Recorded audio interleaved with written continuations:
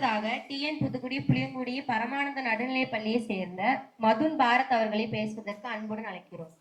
ஈக்கள் சுவைத்திடும் கனியே, பூவில் படர்ந்த பனி துளியே, இருட்டை வீழ்த்தும் பேரொளியே, என் அன்னை தமிழே, கட்டி கரும்பே, உம்மையும் அவையோரை வணங்கி நல்ல கருத்துக்கள் இறங்கி பேச போகிறேன். என் தலைப்பில் இறங்கி நான் எடுத்துக்கொண்ட தலைப்போ கர்ம வீரர் காமராஜர். பொன்னில்லான் பொருளில்லான் புகழிஞ்சி வசையில்லான், இல்லானும் இல்லான் இல்லையனும் ஏக்கம் இல்லான், அவரே எங்கள் காமராஜர்.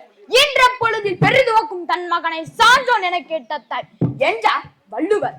ஆண் பிள்ளையை ஈன்ற பொழுதை விட அவன் அரியணையில் உள்ள பொழுது உலகம் புகழ்ந்ததை கேட்கும் பாக்கியம் பெற்ற தூயத்தார் நமது காமராஜரை ஈன்றெடுத்த சிவாமி அம்மாளாவா. பாரத பெருந்தலைவர் என்றும் கர்ம வீரர் என்றும் அன்புடன் போற்றப்படும் இவரை நான் என் தலைவராக தேர்ந்தெடுத்து பேசுவதற்கான காரணங்களை இங்கே கூறுகிறேன், கேளுங்கள். கர்ம வீரர் காமராஜர் இன்றைய விருதுநகர் மாவட்டம் விருதுப்பட்டி எனும் கிராமத்தில் 1903ஆம் ஆண்டு ஜூலை திங்கள் 15ஆம் நாள் குமாரசாமி சிவாமி தம்பதிக்கு மகனாக பிறந்தார். இளமை பருவத்திலேயே தந்தை இழந்த காமராஜர் தாயின் அரவணைப்பில் வளர்ந்த பொழுது நாட்டு விடுதலை போரில் ஈர்க்கப்பட்டு தானும் விடுதலை போராட்டத்தில் பங்கு கொண்டார். தமிழக காங்கிரசின் அசைக்க முடியாத தலைவராக இளமை பருவத்திலேயே விளங்கினார். காமராஜர் என்றவுடன் தமிழக அரசியலில் பொற்கால ஆட்சி ஒரே தலைவர் என அரசியல் வல்லுநர் கூறுவதுதான் பலரின் நினைவிற்கும் வரும். அவரது ஆட்சி இயற்றலும் ஈட்டலும் காத்தலும் காத்த வகுத்தலும் வல்லரசியலும் வள்ளுவரின் வாக்கிற்கணங்க அமைந்திருந்தது. 1954ஆம் ஆண்டு காமராஜர் தமிழ்நாட்டின் முதல்வராக பதவியேற்றார். ஏழை எளிய மக்கள் கல்வி பயின்றால்தான் நாடு அறியாமையிலிருந்து விலகும் என்பதை அறிந்து நாடு முழுவதும் கல்வி கூடங்களை திறந்தார். சுவர் இருந்தால் தான் சித்திரம் வரைய முடியும், வயிறு காய்ந்தால் படிப்பது எப்படி என்று ஏழை எளிய மாணவர்கள் பயன்பெற மதிய உணவு திட்டத்தை கொண்டு வந்தார். இவர் கல்வித்துறையில் பல சாதனைகள் செய்து கல்விக்கு திறந்தவரானார். தொழில்துறையில் ஆலைகள் பல நிறுவி வேலை வாய்ப்பை பெருக்கி பொருளாதார வளர்ச்சியை உருவாக்கினார். விவசாயம் செழிக்க நீர்ப்பாசன திட்டம் பல கொண்டு வந்து விவசாயம் செழிக்க செய்தார். தமிழ் மாநிலமே தலை சிறந்த முதன்மையை கண்டு தலை வணங்கியது. 2 முறை பாரத பிரதமராகும் வாய்ப்பு அவருக்கு வந்த பொழுதும் அதை மறுத்து தலைமைக்கு ஏற்ற 2 பிரதம அமைச்சர்கள் உருவாக்கி அரசர்களை உருவாக்குபவர், அதாவது த கிங் மேக்கர் என்ற அடைமொழியை பெற்றார். கல்வியின் மூலம் சமுதாய மாற்றத்தையும் நாட்டின் வளர்ச்சியும் உண்டாகும் என்பதை தன் வாழ்நாளில் செய்து காட்டியவர் பெருந்தலைவர் காமராஜர். இதனால் கர்ம வீரர் என்றும் செயல் வீரர் என்றும் மேத என்றும் பட்டங்கள் பல சூழ்ந்து பெருமைகள் பல பெற்றுக் கொண்டார். 1976ஆம் ஆண்டு இந்தியாவின் உயரிய விருதான பாரத ரத்னா விருது இவருக்கு வழங்கப்பட்டது. கர்ம வீரர் காமராஜர் இவரின் கல்வி பெருமணியை கண்டு இவரது பிறந்த நாளான ஜூலை 15 கல்வி வளர்ச்சி நாளாக கொண்டாடப்படுகிறது. தன் பெண்டு தன் பிள்ளை தன் சம்பாத்தியம் இவை உண்டு தான் உண்டு என்போன் கடுகொள்ளம் கொண்ட வீணன் இவ்வுலகம் வாழ உயிர்கள் ஓங்க தன்னை தகவலபடியாக்குவன் மனிதன் அவனே நல்ல மனிதன். இவ்வரிகளுக்கு ஏற்ப தன் வீடு தன் சம்பாத்தியம் தன் பிள்ளை என்று எண்ணாமல் பிறருக்காக உழைத்த உத்தமர் நம் காமராஜர். அவர் நிறமா கருப்பு, அவர் தரமோ சிறப்பு, அவர் பெரிதா ஒன்றும் படிக்கவில்லை, அவரை என்று படிக்காதவர் என்று எவரும் இல்லை. அள்ளி கொடுக்கும் கைகளோ நீளம் கோடிகும் கடந்தும் அவர் புகழ் இம்மண்ணிலே வாழும். காமராஜரால் வளர்ச்சி பெற்ற தமிழகத்தில் பயிலும் ஒரு மாணவன் எனும் முறையில் அவரை என் தலைவராக கூறுவதில் மகிழ்ச்சி அடைகிறேன். கோடிகள் சேர்க்க மறந்தாரே, வறுமையில் அவர் தான் வாழ்ந்தாரே, மக்கள் வளர்ச்சியை முற்றும் நினைத்தாரே, உலகம் உள்ள நாள் வரைக்கும் பெருந்தலைவரின் புகழ் நிலைத்திருக்கட்டும். கர்ம வீரர் காமராஜர் மறைந்தவுடன் அவர் வசித்த வாடகை வீட்டின் சொந்தக்காரர் எடுத்துக்கொண்டார். அவர் பயன்படுத்திய காரை காங்கிரஸ் எடுத்துக்கொண்டது. அவரின் உடலை அக்னி எடுத்துக்கொண்டது. ஆனால் அவரின் பெயரை மட்டும் வரலாறு எடுத்துக்கொண்டது. வாழ்க பாரதம், வாழ்க காமராஜர் புகழ். பேச வாய்ப்பளித்து பேசவிட்டு அமைதி காத்து ஒத்துழைத்த அத்துணை பேரின் சுரம் தாழ்ந்து வணங்குவதே நல்ல பழக்கம். அதுவே எனது பழக்கம். தமிழே என்று முழக்கம். பேசி முடிக்கிறேன். நன்றி, வணக்கம். பரமானந்த நடுநிலை பள்ளியை சேர்ந்த முகுந்தா அவர்களை பேசுவதற்கு அன்புடன் அழைக்கிறோம். Kamarajar speech. Good morning everyone. My name is Mugunda. Today I am going to speak about Kamarajar, the great Kalvi Thandai and the kingmaker of Tamil Nadu. Kamarajar was a great Indian independent advisor and policeman. He was born on 15th July 1903 in Virudunagar, a district of Tamil Nadu. His parents were Kumaraswamy Nadar and Sivagami Ammal. Kamarajar's father died when 6 years old, so he dropped out of school in 1914 supporting his mother in taking care of family. Kamarajar started working in his uncle's shop. In 1954, Kamarajar was elected as Chief Minister Tamil Nadu. The first move as the Chief Minister was opening of about 6,000 schools. He introduced free education, free midday schools in all government schools. Hence, Kamarajar called as the Kingmaker. Kamarajar died when 2nd October 1976 in Accord 72 in Chennai. Thank you. பரமானந்த நடுநிலை பள்ளியை சேர்ந்த தேவிஸ்ரீ அவர்களை பேசுவதற்கு அன்புடன் அழைக்கிறோம். அனைவருக்கும் வணக்கம்.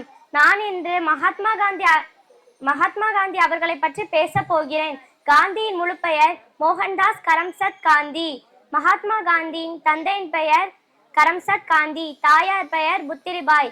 மகாத்மா காந்தி நமது தேச தந்தை ஆவார். இவர் இந்திய விடுதலைக்காக ஒத்துழையாமை இயக்கம், வெள்ளையனே வெளியேறு, தண்டி யாத்திரை போன்ற இயக்கங்களை நடத்தினார். இவர் தனது வாழ்வில் சத்தியம், நேர்மை, அகிம்சை ஆகிய கொள்கைகளை கடைபிடித்து வாழ்ந்து காட்டிய மகானாவார். இவர் சுதேசி பொருட்களின் பயன்பாட்டை மக்களிடம் பிரச்சாரம் செய்தார் மற்றும் மக்கள் வெளிநாட்டு பொருட்கள் பயன்படுத்துவதை புறக்கணித்தார். நமது தேசத்தந்தை காந்தியின் கொள்கைகளை நாமும் பின்பற்றி வாழ வேண்டும். நன்றி, வணக்கம். அடுத்ததாக ஹரிஹரன், குமரன் அவர்களை 2 பேரையும் பேசுவதற்கு மேடைக்கு அன்புடன் அழைக்கிறோம். இப்ப நம்ம போட்டிக்கு பார்ட்டிசிபேட் பண்ண வரப்போது யார் தெரியுமா? கல்வி கண் திறந்த காமராஜரே வந்து நம்ம காம்படிஷனுக்கு பார்ட்டிசிபேட் பண்ண வர போறாங்க. மிகப்பெரிய கைத்தட்டலோடு அவளை வரவேற்போம். வாங்கள் ஐயா, அமருங்கள். நன்றி ஐயா. ஐயா, உங்களை ஏன் ஐயா படிக்காத மேதை என்றும் கல்வி கண் திறந்தவர் என்றும் கூறுகிறார்? இதை பற்றி நீங்கள் கூறும் கருத்துக்களை கூறுங்கள் ஐயா. அனைவருக்கும் வணக்கம். நான் 1903ஆம் ஆண்டு ஜூலை 15ஆம் தேதி விருதுநகரில் பிறந்தேன். தந்தையார் குமாரசாமி மற்றும் தாயார் சிவகாமி அம்பிகைக்கு நான் பிறந்தேன். எனது 6 வயதில் இருக்கும்போது என் தந்தையார் குமாரசாமி அவர்கள் இறந்து விட்டனர். குடும்ப சூழ்நிலையால் பள்ளிக்கூடம் பக்கமே போகவில்லை. நான் படிக்காவிட்டாலும் பரவாயில்ல, என் நாட்டு பிள்ளைகள் படிக்க வேண்டும் என்று எண்ணி 1954ஆம் ஆண்டு முதலமைச்சர் ஆன பின் மூடி கடந்த அனைத்து பள்ளிகளையும் நான் திறந்தேன். ஆமையா, பள்ளிக்கூடம் திறந்தது மட்டும் போதுமா? அவங்க பசியோட எப்படி ஐயா பள்ளிக்கூடத்தில் படிப்பார்கள்? நல்ல கேள்வி. நான் ஒரு முறை காலையில் சென்றுகிட்ட போது சில ஆடு மேய்க்கும் சிறுவர்களை நான் பார்த்தேன். ஏனடா சிறுவர்களே, நீங்கள் பள்ளிக்கூடம் போகவில்லையா? உங்க ஊரில் பள்ளிக்கூடம் இருக்கா என்று கேட்டேன். அத்து சிறுவர்கள் சொன்னார்கள், ஐயா எங்கள் ஊரில் நிறைய பள்ளிக்கூடம் இருக்கு, ஆனால் பள்ளிக்கூடம் போனா சோறு யார் போடுவா ஐயா என்று ஒரு வார்த்தை என் நெஞ்சில் படபட செய்கிறது. அக்காலமே முடிவு செய்தேன். அரசவையை போய் ஆலோசித்தேன். அதில் ஒருவர் சொன்னார், அவர் பேர் பரமசிவம். ஐயா, இந்த திட்டம் நல்லதுதான், ஆனால் அரசிற்கு இப்ப அவ்வளவா ஊதியம் இல்லை, அதனால இந்த திட்டத்தை கைவிடுவதே நல்லது. நான் ஆவேசப்பட்டேன். என் பிள்ளைகளுக்கு நான் கையேந்தி பிச்சை எடுத்தாவது நான் மதிய உணவு திட்டத்தை கொண்டு வருவேன் என்று ஆவேசப்பட்டேன். நான் பேசிக் கொண்டிருக்கும் போதே அவ கண் கலங்கினார். நன்மை ஐயா. அடுத்ததாக நீங்கள் உங்கள் குடும்பத்திற்கு என்னதையா செஞ்சிருக்கீங்க? தமிழ்நாட்டுக்கு அணைகள் கட்டி கொடுத்திருக்கீங்க, தொழிற்சாலைகள் கட்டி கொடுத்திருக்கீங்க, முக்கியமா உங்க அம்மாக்கு நீங்க என்ன செஞ்சிருக்கீங்க? இதை பற்றி கொஞ்சம் கூறுங்கள் ஐயா. முதலமைச்சர் பதவி என்பது சாதாரணம் அல்ல. என் மக்கள் எனக்கு கொடுத்த வளம், அதை என் குடும்பம் அனாவசியமாக செலவிக்கோ சலுகைக்கோ யூஸ் பண்ணவா சொல்லுங்க, நான் பயன்படுத்தவா? பயன்படுத்தக்கூடாது. என் மக்கள் எனக்கு தந்த வளம் அது. எங்க தாயார் வசித்து கொண்டிருக்கும் விருதுநகர் மாவட்டத்திற்கு ஒரு தண்ணி குழாய் நகராட்சி ஊழியர்கள் ஒரு நல்ல தண்ணி குழாய் அனுப்பிச்சு கொடுத்தாங்க. அந்த விஷயம் தெரிஞ்சோடனே நான் ஆவேசப்பட்டேன். என் தாயாருக்கு கிடைக்க வந்த வசதி ஏழை பிள்ளைகளுக்கு கிடைக்கவில்லை. அதை என் தாயார் பயன்படுத்தக்கூடாது. என் தேசியமே என் குடும்பம் என்று நான் ஆவேசப்பட்டேன். ஆமையா, அது மட்டுமா இப்ப இருக்கிற காலத்துல எல்லாரும் போன் நோண்டி சாப்பிடுறாங்க. ஆனா நான் ஒரு வீட்டுக்கு போவேல, ஒரு பையன் போன் இருந்தாதான் சாப்பிடுறான், போனை புடுங்குறான், அறுவுதான். அதுக்கு நீங்க கூறும் கருத்து என்னதையா? நாங்கெல்லாம் அந்த காலத்துல நிலா சோ சாப்பிட்டு இருக்கோம். இப்ப அந்த காலத்துல டிவி இல்ல, போனும் இல்ல. இப்ப எப்ப பார்த்தாலும் டிவி போன் தான் இருக்காங்க. வெளியில போய் விளையாடுங்க. இந்த வயசை விட்டு உங்களுக்கு விளையாட எங்க கிடைக்கும்? படிங்க, விளையாடுங்க. போனை மட்டும் தவிங்க. அந்த கதிர்வீச்சு உங்க கண்ணுல போய் பாதிக்கு. அதனால நீங்க அந்த போனை யூஸ் பண்ணாதீங்க. ஆமையா, இப்போ கல்லூரிக்கு முக்கியமா போன் தேவைப்படுது. ஆனா படிப்பு சம்பந்த விஷயத்தை பத்தி அனைத்து போனில் விளையாட்டில் தோத்துவிட்டு சண்டை போடுவது மட்டுமல்லாமல் அவங்களை ஆவேசமாக பேசுவதும் இருக்கிறது. இதுக்கு நீங்கள் கூறும் கருத்தை கூறுங்கள் ஐயா. இங்க யார் ஃப்ரீ ஃபயர், பப்ஜி அதெல்லாம் விளையாடுவா? கையை தூக்க மாட்டாங்களே. நிறைய பேர் விளையாடுவீங்க. அந்த போன் கல்லூரிகளுக்கு அந்த கிளாஸ்ரூம்குள்ள போன் தேவைப்படாது, வெளியில தான் போன் தேவைப்படும். ஆனா வகுப்பறைக்குள்ளேயும் போனு தான், வெளியிலயும் போனு தான், வீட்டுக்கு வந்து போனு தான். இப்போ உடனே மிஸ் நான் என்ன நடத்தினேன் அப்படின்னு கேட்டா போன் உடனே சர்ச் பண்ணிடுது. இன்னைக்கு பாடம் என்ன நடந்தது சர்ச் பண்ணிடுது. இந்த மாதிரி போனை தவியுங்க. போனை தவிர்த்தால் மட்டும் போதுமா ஐயா? இப்போ அனைத்து பள்ளிகளும் நோய் வந்து பாதிக்கிறார்கள். அதுக்கு நீங்கள் என்ன ஐயா கூறுகிறீர்கள்? இப்ப நிறைய பேர் போனு தான் நோயே வருது. ஃபர்ஸ்ட் இப்ப கண்ல இருந்து தான் ஆரம்பிக்கு. அடிப்படை நோய் கண், கதிர் வீச்சு, அந்த கருவிழி. போனை யூஸ் பண்ணக்கூடாது. நல்ல பாடத்தை இப்ப யார் கிளாஸ் நடத்தும் போது இப்ப இன்னைக்கு போய் என்ன விளையாடலாம், கேம் விளையாடலாம், இன்னைக்கு போய் என்ன செய்யலாம், ஹோம்ஒர்க் பண்ண மாட்டாங்க. உடனே போனை எடுத்துட்டு விளையாடுவாங்க. இந்த மாதிரி போனை தவிர்த்துங்க. தவிர்த்தாதான் உங்க உடல்நிலைக்கு நல்லது. புக் எடுத்து படிங்க, உங்க நாலேஜ் வளரும்.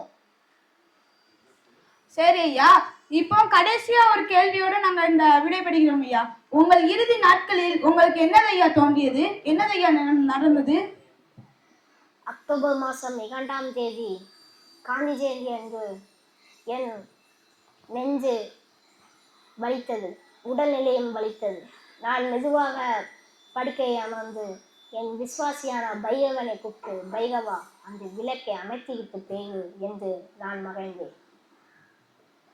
விளக்கை அணைக்க சொல்லி தமிழ்நாட்டின் விளக்கை அணைந்து விட்டது. இதை கூறி நான் விடைபெறுகிறேன். நன்றி.